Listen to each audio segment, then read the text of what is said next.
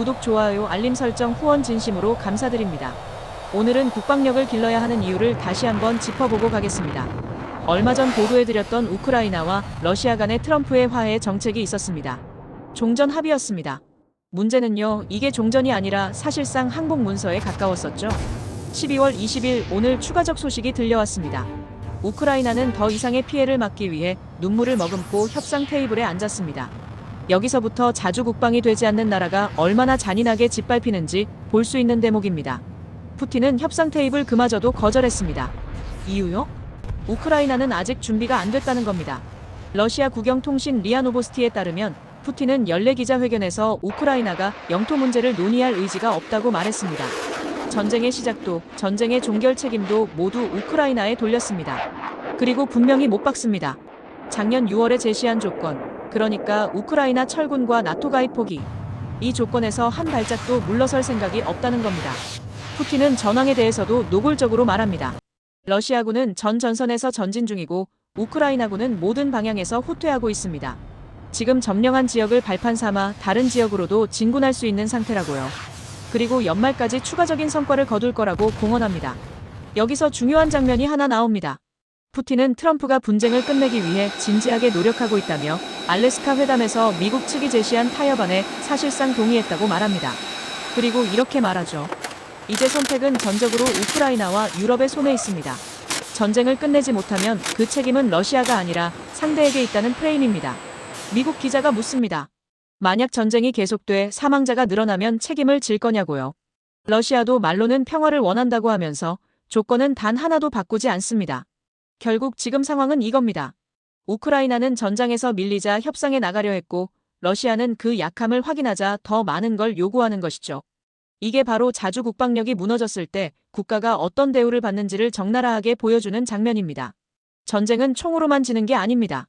우크라이나의 현재는 그 현실을 가장 잔인하게 증명하고 있습니다. 따라서 휴전 국가인 대한민국 역시도 더욱 국방에 힘써야 할 때가 됐는데요. 마침 KF-21이 거의 양산 궤도에 올라왔습니다. 이제 곧 국산 항공기 엔진까지 나옵니다. 이게 무슨 의미냐면요. 앞으로 10년 안에 K방산이 3개, 톱3에 들어갈 수 있다는 전문가들 분석이 그냥 희망사항이 아니라는 겁니다. 기술력이 거기까지 와 있습니다. 그리고 여기서 진짜 놀라운 숫자가 하나 나옵니다. 우리 수출이요, 무려 6개월 연속 플러스입니다. 미국은 관세 압박하고 국제 유가는 출렁이고 전 세계 통상 환경은 난리인데도 11월까지 수출액이 6,402억 달러입니다. 이게 어느 정도냐면요. 지금까지 최고 기록이었던 2022년 수출액이 6,287억 달러였거든요.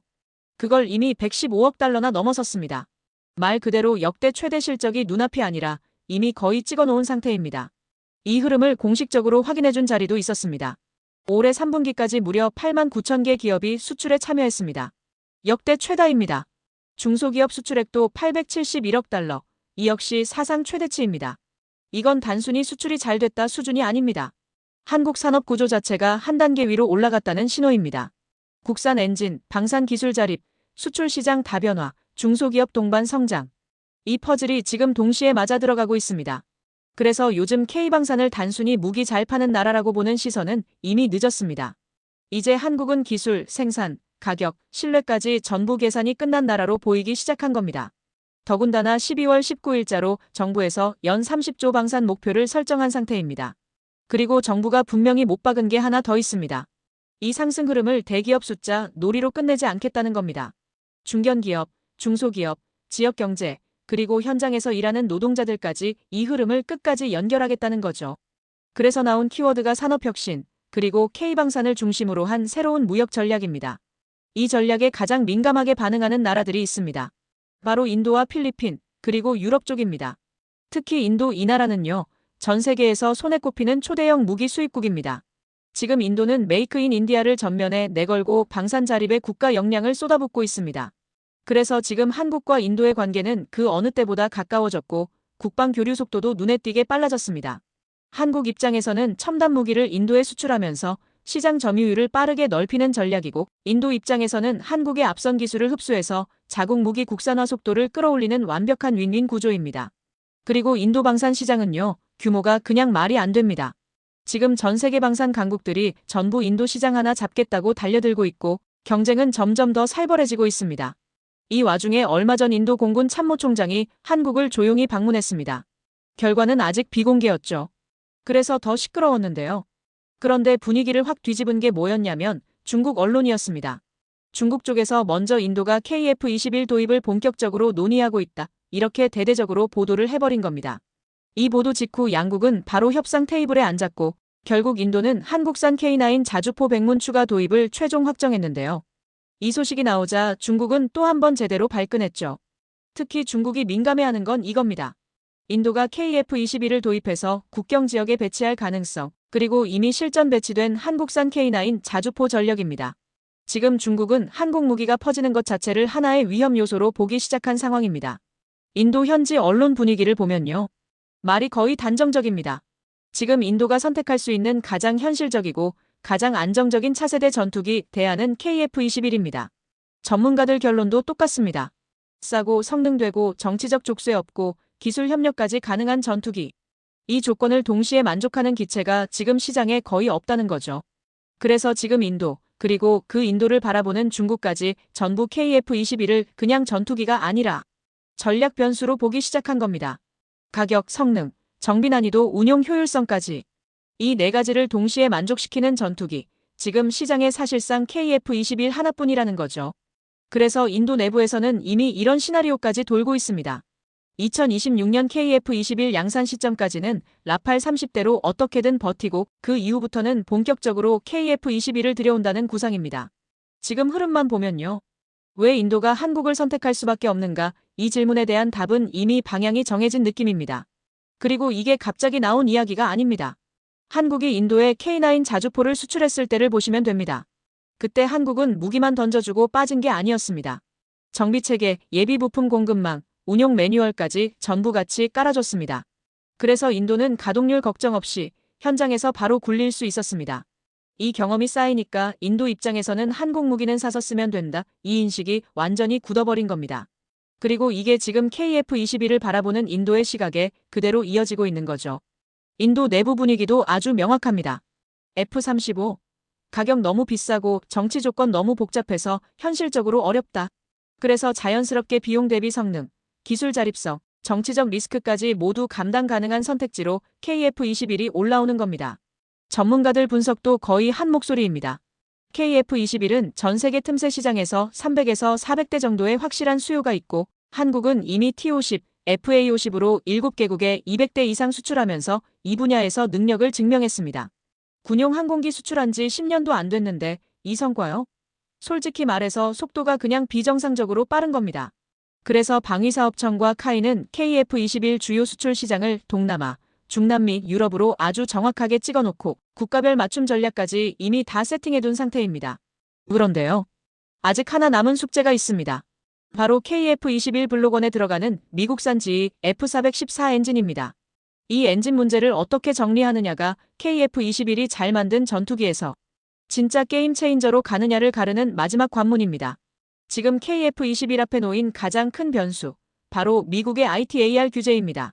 이게 뭐냐면요.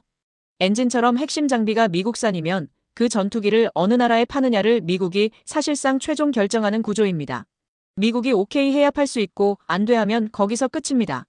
그래서 이 말은 곧 뭐냐. KF-21의 진짜 글로벌 수출 판도는 엔진 국산화가 결정한다는 뜻입니다. 지금 한국이 엔진 국산화에 왜 이렇게 올인하느냐. 이유가 딱 이거예요. 엔진이 국산이 되는 순간 KF-21은 누구 눈치도 안 보고 세계 시장에 나갈 수 있는 전투기가 됩니다. 그런데 여기서 인도는 조금 이야기가 다릅니다. 인도는 이미 미국산 무기를 엄청나게 쓰고 있고 전략적으로도 미국과 협력하는 확실한 우방국이죠. 그래서 KF-21의 인도 수출은 미국 승인 가능성이 상당히 높은 편입니다. 결국 한국의 전투기 수출 전략에서 미국과의 관계는 절대 빼놓을 수 없는 변수입니다. KF-21의 엔진과 항전 장비 일부가 여전히 미국산이기 때문에 미 정부 승인 절차는 피할 수 없는 필수 코스거든요. 그럼에도 불구하고요. 한국이 처음부터 끝까지 자체 설계한 차세대 전투기라는 상징성부터가 남다르고 불과 10년 남짓한 시간 안에 개발 시작, 시제기 비행, 성능 실증, 그리고 양산 진입까지 풀코스를 완주한 나라가 전 세계에서 손에 꼽힙니다.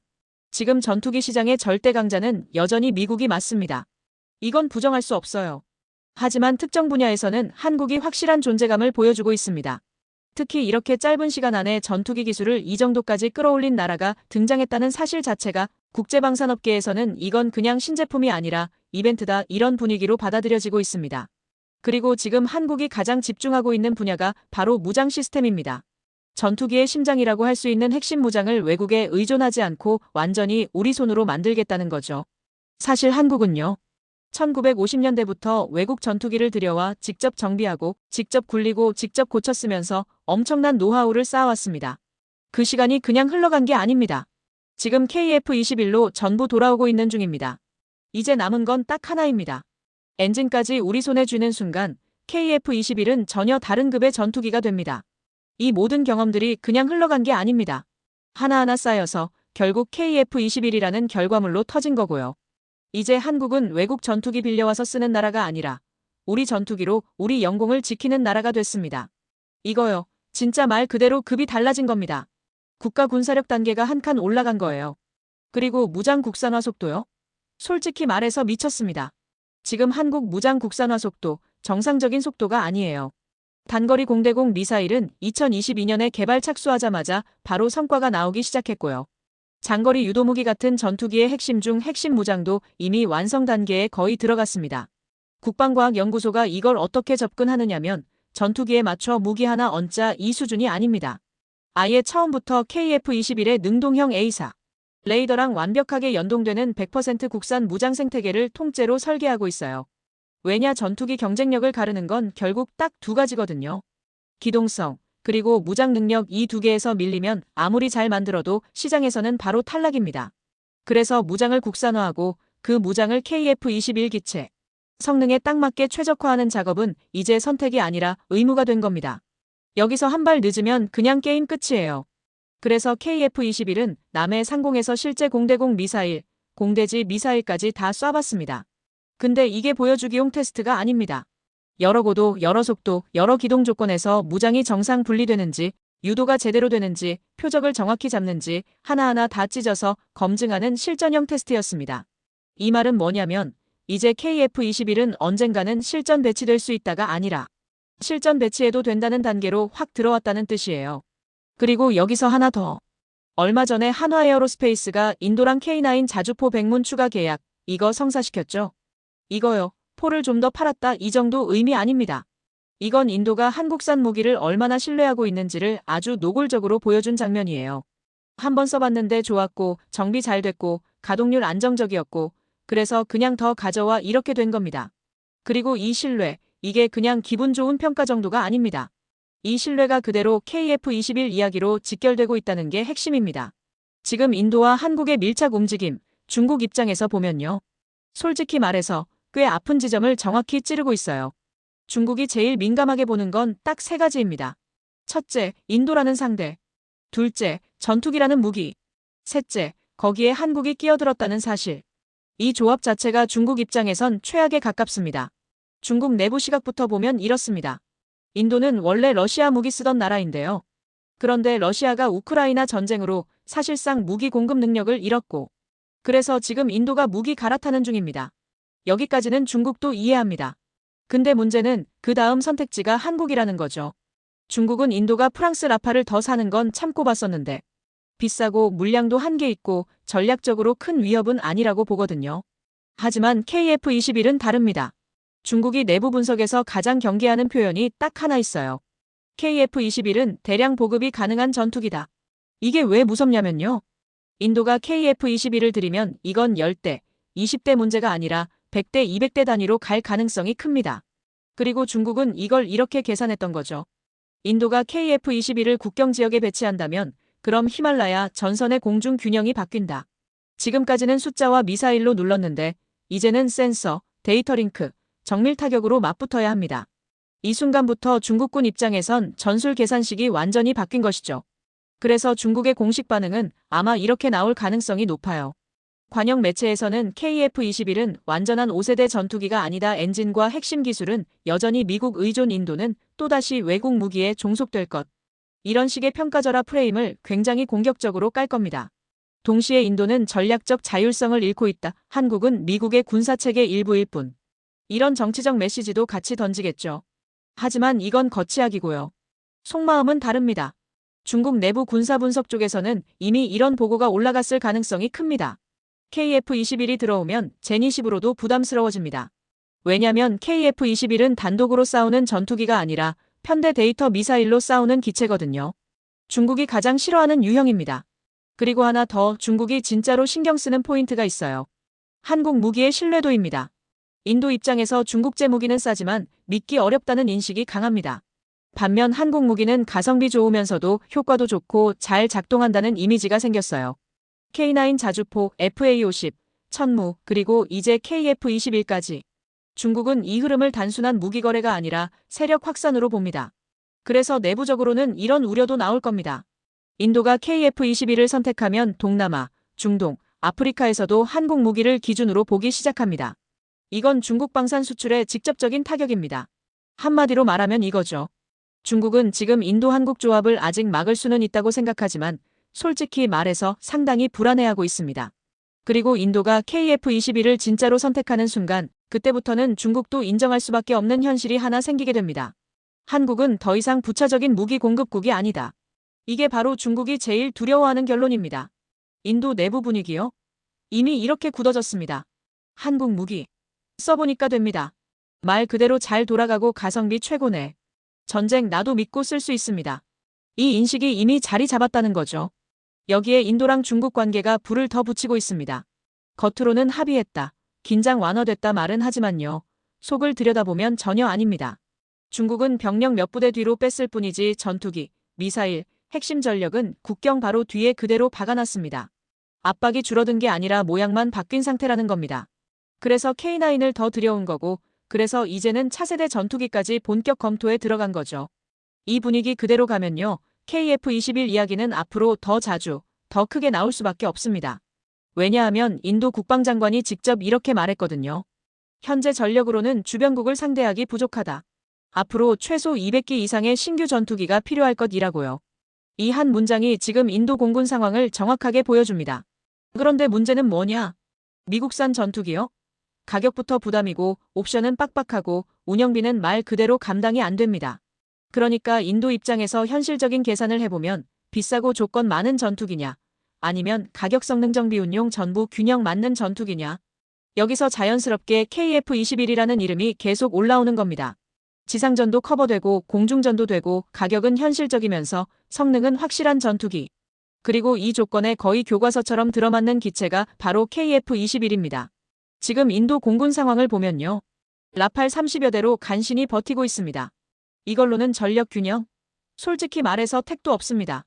그래서 KF-21 이야기가 요즘 인도 내부에서 갑자기 속도가 붙고 있는 겁니다. 중요한 포인트는 이거예요. 지금 인도는 중국을 따라가려는 단계가 아닙니다. 이미 목표는 명확합니다. 앞지르겠다는 전략으로 들어갔어요. 여기서 많은 분들이 착각하는 게 하나 있습니다. 인도가 KF-21에 관심 보이는 이유가 성능이 좋아서만은 아니라는 겁니다. 진짜 이유는 훨씬 더 깊습니다. 인도 공군이 요구하는 차세대 전투기 조건 있죠? 그 조건에 KF-21이 너무 정확하게 맞아떨어진다는 점. 이건 단순한 기체 선택 문제가 아니라 인도가 20년 넘게 밀어붙여온 방산 자립 정책이랑 직결된 문제입니다. 인도는 계속 외쳐왔습니다. 메이크 인 인디아. 아트마니르바르 바라트. 말 그대로 외국 무기 사다 쓰는 나라에서 직접 만들고 직접 유지하고 직접 통제하는 나라로 가겠다는 선언이죠. 이게 인도 국방부가 10년 넘게 한 번도 바꾸지 않은 목표입니다. 그래서 지금 인도 방산 시장을 보면요. 국영 기업만 있는 게 아닙니다. 중소중견 업체만 해도 1만 개 이상이 들어와 있고 타타, L&T, 마힌드라, 아다니 같은 대기업들까지 전부 방산에 뛰어들었습니다. 겉으로 보면 와, 인도 방산 산업 진짜 커졌네. 이렇게 보일 수 있습니다. 근데 문제는 따로 있어요. 최첨단 무기 분야. 바로 여기입니다. 여기서 인도는 아직도 결정적인 한 발이 부족합니다. 전투기 엔진, A사 레이더, 고성능 항전 장비, 정밀 유도 무기. 이 네 가지요. 이건 돈만 많다고 해결되는 영역이 아닙니다. 노하우가 있어야 하고 사람이 있어야 하고 소재랑 부품 기술까지 전부 같이 쌓여야 가능한 분야죠. 인도도 이 벽 앞에서 수십 년 동안 계속 막혀 있었습니다. 그래서 지금 인도가 결국 선택할 수밖에 없는 겁니다. 인도 입장에서 가장 큰 고민이 뭔지 아십니까? 군대는 세계 최대급인데 핵심 무기 체계는 아직도 외국에 의존한다는 점입니다. 이게 계속 안보의 약점으로 지적돼 왔어요. 지금 인도가 스스로 만들 수 있는 건 화약류, 소형 화기, 경장급 차량, 중소형 함정 정도까지입니다. 하지만 최첨단 전투기, 대형 플랫폼, 고성능 미사일 같은 하이엔드 영역은 아직 갈 길이 멉니다. 그래서 인도가 택한 전략이 뭐냐? 자기들이 제일 강한 분야 IT를 국방에 밀어넣는 겁니다. CSISR, 지휘 통제, 통신, 컴퓨터, 정보, 감시, 정찰. 미래전에선 이 능력 없으면 아예 게임이 안 됩니다. 그리고 바로 여기서 한국의 성공 사례 하나가 인도 입장에서 굉장히 강하게 꽂혔던 거죠. 애초에 만들 수 없다면 신뢰할 수 있는 믿을 수 있는 방산업체와 장기적 계약을 하자는 것입니다. 그 핵심이 바로 K9 자주포입니다. K9은요, 그냥 잘 만든 포가 아닙니다. 한국방산이 어떻게 성공하는지를 그대로 보여준 교과서 같은 사례입니다. 2017년 한화에어로스페이스가 인도 기업 L&T랑 손잡고 K9 바지라 100문을 수출했을 때요. 한국 무기는 사오고 끝나는 무기가 아니라 끝까지 책임지는 무기라는 걸 인도가 직접 경험해버린 겁니다. 그리고 이 경험이 다른 한국방산 기업들한테도 아주 강력한 신호가 됐죠. 이제 인도 본격적으로 들어가도 됩니다. 지금 인도 상황 보시면 답 나옵니다. 국경은 긴장 상태고 필요한 건 더 많은 전력, 더 높은 기술, 그리고 무엇보다 끊기지 않는 공급망입니다. 이 지점이 바로 한국 방위 산업에게 엄청난 기회로 열리고 있는 순간입니다. KF-21은 인도의 차세대 전투기 전략이랑 말도 안 되게 잘 맞고 K9은 이미 실적으로 신뢰를 증명했고 인도는 지금 빨리 그리고 진짜로 같이 갈 수 있는 파트너를 찾고 있습니다. 그러니까요. 이 흐름 왜 이렇게 흘러가는지 이제 보이시죠? 지금 판이 한국한테 딱 맞게 돌아가고 있습니다. 인도는 지금 군 현대화를 폭발적인 속도로 밀어붙이고 있어요. 안보 강화, 주변국에 대한 영향력 확보. 이 두 가지를 동시에 잡으려면 더 강하고 더 똑똑하고 무엇보다 믿을 수 있는 무기체계가 필요합니다. 그래서 인도 공군 참모총장이 최근 인터뷰에서 아주 직설적으로 말했습니다. 국산 전투기라 해도 외국산 무기 수준의 성능과 신뢰성이 없으면 실전에서는 아무 의미가 없다. 이 말이 의미하는 건 딱 하나입니다. 인도는 이제 감성으로 무기 안 삽니다. 정치 구호로도 안 삽니다. 실제로 써서 전장에서 살아남는 무기만 원합니다. 그리고 지금 그 기준을 정면으로 충족시키는 전투기, 그 후보에 KF-21이 올라가 있다는 겁니다. 여기까지 오면 이건 가능성 얘기가 아닙니다. KF-21이 실제 전장에서 통하느냐? 무장 플랫폼 안정성, 정비 효율성, 그리고 실전에서 버텨낼 수 있는 운용 능력. 이 세 가지를 말이 아니라 결과로 증명해야 한다는 거죠. KF-21의 진짜 강점은 기체 스펙 하나 잘 만들었다는 게 아닙니다. 현대전의 핵심, 무장 통합 능력입니다. 정밀 유도폭탄, 장거리 공대지 미사일, 차세대 공대공 무기. 이 자체가 인도가 상정하는 전장 환경과 너무 정확하게 맞아떨어집니다. 게다가 이 무장 시스템들이 한국산 항전 장비와 완전히 연동됩니다.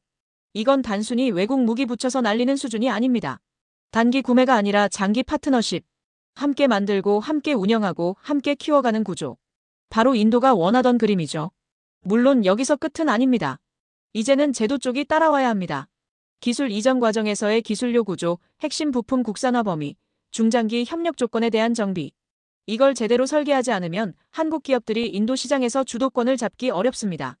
그래서 지금 필요한 건 무작정 퍼주는 수출이 아니라 기술은 지키면서 시장에서는 오래 살아남는 균형 잡힌 전략입니다.